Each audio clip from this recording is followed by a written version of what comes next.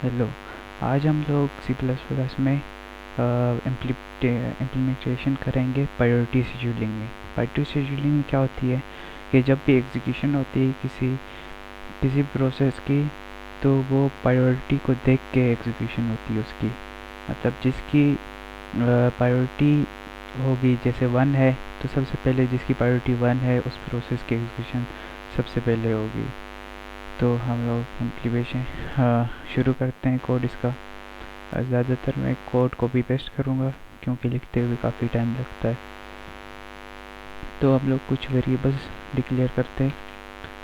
Number of processes में हम लोग जितने प्रोसेस होंगे वो लेंगे। Average waiting time, average turn around time, और ये एक्स्ट्रा हो गया। और उसके बाद जो उनकी प्रोसेस आईडी होगी वो चेंज करने के लिए ही होगा। इसका काम आगे हम लोग देखेंगे। उसके बाद हम लोग एक स्ट्रक्ट बनाएंगे।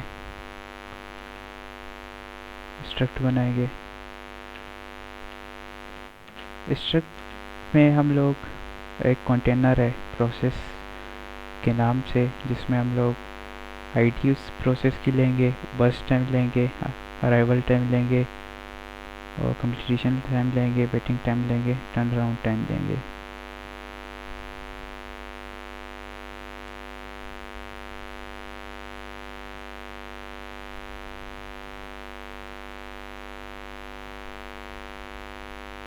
ये एक्स्ट्रा वेरिएबल। उसके बाद हम लोग प्रोसेस का जो है यहाँ पे एक ऑब्जेक्ट टाइप बना लेते हैं, जो कि हम लोग बोलेंगे ये, मतलब एरे समझें। मतलब ये शो कर रहा है कि जितने वेरिएबल्स हैं उनकी एरे बन गई। उसके बाद हम लोग नंबर ऑफ प्रोसेसेस लेंगे यूज़र से।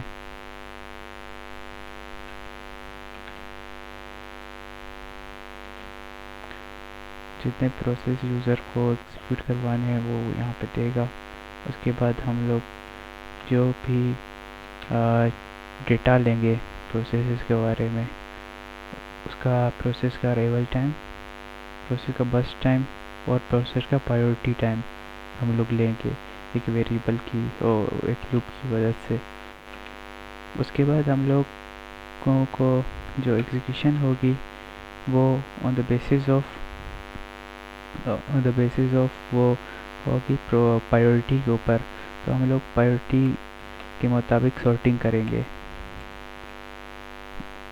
कैसे करेंगे? अगर आप लोगों ने सॉर्टिंग का जो एल्गोरिथम है वो पढ़ा होगा तो आप लोगों को बहुत क्लियरली समझ आएगा यहाँ पे क्या हो रहा है।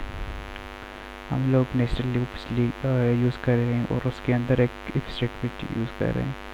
मैं एक दाना पहला उठाऊंगा प्रोसेस, उसको जितने भी बाकी प्रोसेसेस होंगे उनके साथ कंपेयर करूंगा। उसका प्रायोरिटी यहाँ पे मैंने डिलीट कर दिया था। प्रायोरिटी प्रायोरिटी जो टाइम प्रायोरिटी होगा वो कंपेयर करूँगा। अगर जो प्रायोरिटी है, मतलब उसको इस तरह से करूँगा कि जो पहला हम लोगों का आएगा प्रोसेस, वो पहला जो प्रोसेस हम लोगों का आएगा उसकी प्रायोरिटी सबसे ज़्यादा होगी, मतलब 1 होगी। फिर 2 प्रायोरिटी वाला आएगा प्रोसेस, इस तरह से।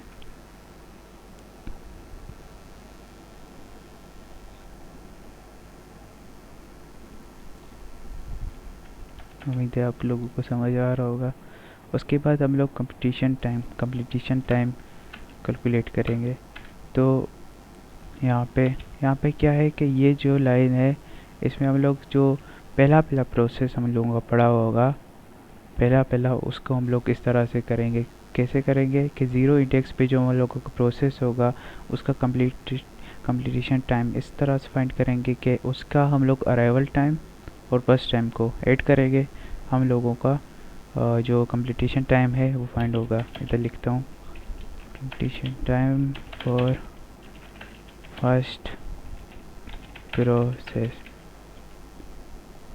आगे क्या हो रहा है, आगे मैं क्या कर रहा हूँ कि नेक्स्ट प्रोसेसेस क्या मैं फाइंड कर रहा हूँ।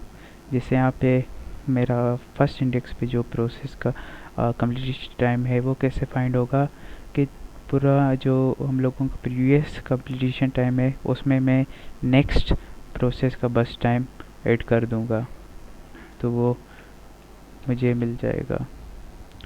उसके बाद हम लोग बाकी चीज़ें फाइंड कर लेते हैं, जैसे कि टर्न अराउंड टाइम हो गया। और यहाँ पे देखें, मैंने एक फॉर लूप की मदद से सारी चीज़ें फाइंड की हैं। कौन कौन सी चीज़ें? टर्न अराउंड टाइम, इसका फार्मूला क्या है कि जो कंप्लीशन टाइम को मैं माइनस करूँगा अराइवल टाइम, जिस इंडेक्स का मैं मतलब फर्स्ट इंडेक्स पे जो मेरा प्रोसेस है उसका टर्न अराउंड टाइम मैं कैसे फाइंड करूँगा, मैं उसका कंप्लीशन टाइम जो मैंने ऊपर यहाँ पे फाइंड किया था उसको माइनस करूँगा उसके ही अराइवल टाइम से, मेरा टर्न अराउंड टाइम मिल जाएगा। फिर मैं एवरेज टर्न अराउंड टाइम के लिए क्या कर रहा हूँ, एवरेज कैसे निकालते हैं, जितने भी मेरे टर्न अराउंड टाइम होंगे उनको सबको ऐड करके नंबर ऑफ़ प्रोसेसेस से मैं डिवाइड कर दूँगा। इस तरह से मैं एवरेज फाइंड करने के लिए क्या करूँगा, जितने मेरे पास टर्न अराउंड टाइम मिलते जाएंगे उनको मैं ऐड करता जाऊँगा और इसमें स्टोर करता जाऊँगा वेरिएबल में। फिर नेक्स्ट क्या आता है, वेटिंग टाइम। वेटिंग टाइम क्या फार्मूला है, टर्न अराउंड टाइम को माइनस करूँगा बस टाइम से, जिस इंडेक्स का मैं फाइंड कर रहा हूँ उसी इंडेक्स के टर्न अराउंड टाइम से मैं माइनस करूँगा बस टाइम, तो मेरा वेटिंग टाइम मुझे मिल जाएगा। उसके बाद एवरेज वेटिंग टाइम कैसे फाइंड करेंगे, एवरेज वेटिंग टाइम के लिए भी जितने मेरे पास वेटिंग टाइम मिलते जाएंगे उनको मैं इस वेरिएबल में ऐड करता जाऊँगा, सबको ऐड करके स्टोर करता जाऊँगा। और ये इसको छोड़ दे। ठीक है, उसके बाद मैं क्या करूँगा, जितने भी मेरे पास एवरेज वेटिंग टाइम होंगे उसको मैं डिवाइड कर दूँगा नंबर ऑफ़ प्रोसेसेस से।